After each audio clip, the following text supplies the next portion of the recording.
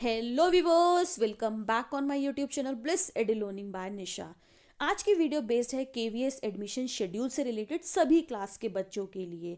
हाल ही कुछ दिन पहले केवीएस ने अपनी ऑफिशियल वेबसाइट पे पूरे एडमिशन शेड्यूल को जारी किया है और मैक्सिमम लोग हर साल इसका वेट करते हैं। हर कोई अपने बच्चे का एडमिशन केवी में कराना चाहता है। अच्छी पढ़ाई, अच्छा एक्सपोजर और बहुत ही नॉमिनल फी होती है बच्चों की। अगर आप इस साल तैयारी कर रहे हैं अपने बच्चे का एडमिशन केवी में कराने के लिए, तो ये वीडियो आप सभी लोगों के लिए बहुत ही ज़्यादा हेल्पफुल एंड यूजफुल होने वाला है।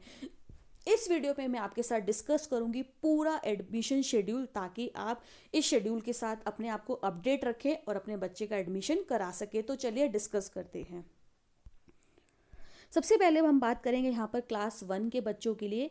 तो क्लास 1 के लिए जो है ऑनलाइन रजिस्ट्रेशन आपका 28 फरवरी 2022 मंडे से सुबह 10 बजे से शुरू कर दिया जाएगा और ये लास्ट रजिस्ट्रेशन आपको जो है वो 21 मार्च 2022 मंडे शाम 7 बजे तक कंप्लीट करना है।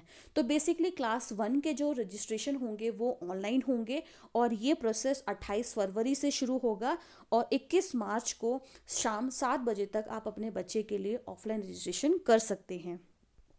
उसके बाद ऑफलाइन रजिस्ट्रेशन होने के बाद जो है, उस रजिस्ट्रेशन के बाद जो भी बच्चों को प्रोविजनली सिलेक्ट किया जाता है या फिर एक वेटिंग लिस्ट जारी की जाती है, तो रजिस्ट्रेशन के बेसिस पे जो बच्चे प्रोविजनली सिलेक्टेड हुए हैं या जो वेटिंग लिस्ट में हैं, उनकी पहली लिस्ट जो आएगी वो आएगी 25 मार्च 2022 फ्राइडे को।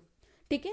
और पहले लिस्ट आने के बाद जो बच्चे प्रोविजनली सिलेक्ट हुए हैं, फिर इनका एडमिशन प्रोसेस शुरू किया जाएगा और ये एडमिशन जो है इनका डिफरेंट डिफरेंट कैटेगरीज में होगा। सबसे पहले आरटी के बच्चों का एडमिशन किया जाएगा।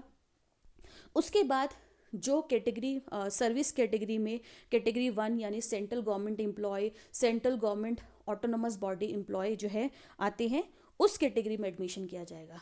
और अगर उसके बाद भी, यानी इन दोनों कैटेगरी के एडमिशन के बाद भी अगर सीट वैकेंट रह जाती है, तो उसके बाद जो है सेकंड लिस्ट रिलीज की जाएगी और ये लिस्ट आएगी 1 अप्रैल 2022 को।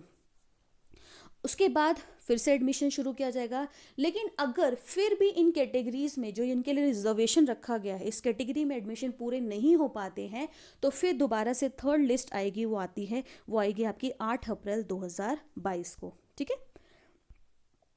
अब नेक्स्ट इसमें बात की गई है कि जो लोग प्रायोरिटी सर्विस कैटेगरी से बिलोंग करते हैं, अगर उन्होंने यानी रिजर्व कैटेगरी को छोड़ के अगर प्रायोरिटी सर्विस कैटेगरी के लोग जो है जिन्होंने अगर अनरिजर्व सीट में अपना फॉर्म भरा है, तो फिर उनकी लिस्ट रिलीज की जाएगी और ये लिस्ट जो है वो 6 अप्रैल 2022 से 8 अप्रैल 2022 के अंदर प्रेजेंट होगी। ठीक है। और अगर मान लीजिए ऑनलाइन मोड में इनके पास सफिशिएंट एप्लीकेशन फॉर्म नहीं आ पाते हैं, तो फिर चाहे आरटी के लिए हो, एससी एसटी के लिए हो, ओबीसी एनसीएल के लिए हो, इनके लिए फिर ऑफलाइन जो है वो रजिस्ट्रेशन शुरू किया जाएगा। यानी अगर इन कैटेगरीज में sufficient number of forms online mode में नहीं आते, क्योंकि इतनी सीट्स इनको फुलफिल करनी होती है, तो फिर क्या किया जाएगा, ऑफलाइन रजिस्ट्रेशन जो है वो इन कैटेगरी में स्टार्ट किया जाएगा और ये रजिस्ट्रेशन जो है वो आपका 13 अप्रैल से लेके वेडनेसडे से लेके 16 अप्रैल सैटरडे तक चलेगा। ठीक है। और फिर इनके रजिस्ट्रेशन होंगे। इनके रजिस्ट्रेशन के बाद जो है फिर दोबारा से एक लिस्ट रिलीज की जाएगी और फिर उस लिस्ट के बेस पे एडमिशन किए जाएंगे और ये कब से कब तक चलेगा, 18 अप्रैल से लेके 22 अप्रैल तक। ठीक है। तो ये तो बात हो गई क्लास 1 के एडमिशन प्रोसेस के लिए। और क्लास 1 का पूरा एडमिशन प्रोसेस जो है वो 30 जून 2022 तक खत्म कर दिया जाएगा। अब बात करते हैं क्लास 2 से ऊपर की, यानी हम इसके अंदर क्लास 11 को नहीं ले रहे हैं। यानी क्लास 2 ऑनवर्ड जो एडमिशन होंगे क्लास 11 को छोड़ के, वो डिपेंड करते हैं कि उस पर्टिकुलर क्लास में सीट है या नहीं है। यानी उस पर्टिकुलर क्लास के अंदर सीट की अवेलेबिलिटी के हिसाब से एडमिशन किए जाते हैं और साथ में इनका जो प्रोसेस होता है वो ऑफलाइन मोड में होता है। ठीक है। तो क्लास 2 ऑनवर्ड्स क्लास 11 को छोड़ के इनका जो रजिस्ट्रेशन है वो ऑफलाइन रजिस्ट्रेशन है, वो कब से कब तक चलेगा, 8 अप्रैल फ्राइडे से लेके 16 अप्रैल सैटरडे तक चलेगा। ठीक है। और उसके बाद रजिस्ट्रेशन होने के बाद जो है इनकी लिस्ट रिलीज की जाएगी 21 अप्रैल 2022 थर्सडे को। लिस्ट आ जाएगी कि कौन कौन से बच्चे हैं जो क्लास 2 ऑनवर्ड्स प्रोविजनली जो है सिलेक्ट हुए हैं। और उसके बाद लिस्ट रिलीज होने के बाद जो है इनके एडमिशन जो है वो शुरू कर दिए जाएंगे, और इनके एडमिशन जो है वो 22 अप्रैल फ्राइडे से लेके 28 अप्रैल थर्सडे तक चलेंगे। ठीक है, तो ये तो हो गया क्लास 2 ऑनवर्ड्स 11th क्लास के बच्चों को छोड़कर। लेकिन अब अगर हम बात करें, सेम इनका भी याद रखना है, 2 ऑनवर्ड्स 11th क्लास के बच्चों को छोड़कर इनका भी एडमिशन जो है वो 30 जून तक कंप्लीट हो जाना चाहिए। ठीक है, अब बात करते हैं 11th क्लास के बच्चों के लिए। तो 11th क्लास का बच्चों का एडमिशन जो है वो डिपेंड करेगा क्लास 10th के रिजल्ट पे। तो जिस दिन सीबीएसई का रिजल्ट आता है, सीबीएसई के रिजल्ट के डिक्लेरेशन के 10 दिन के अंदर जो है केवी स्टूडेंट्स के लिए, यानी जो बच्चे ऑलरेडी केवी में पढ़ते हैं क्लास 10th जिन्होंने पास करी है, उनके लिए रिजल्ट से 10 दिन के अंदर रजिस्ट्रेशन शुरू किया जाता है, यानी विद इन 10 डेज उनको अपना रजिस्ट्रेशन फॉर्म भरना पड़ता है। ठीक है, तो जब वो रजिस्ट्रेशन फॉर्म भर देते हैं, रजिस्ट्रेशन फॉर्म भरने के बाद फिर उनकी प्रोविजनल लिस्ट रिलीज़ की जाती है, और लिस्ट के बाद उनके फिर एडमिशन प्रोसेस को किया जाता है। तो यानी 10th क्लास के रिजल्ट के बाद 20 दिन के अंदर बेसिकली केवी स्टूडेंट्स का एडमिशन जो है वो कंप्लीट हो जाना चाहिए।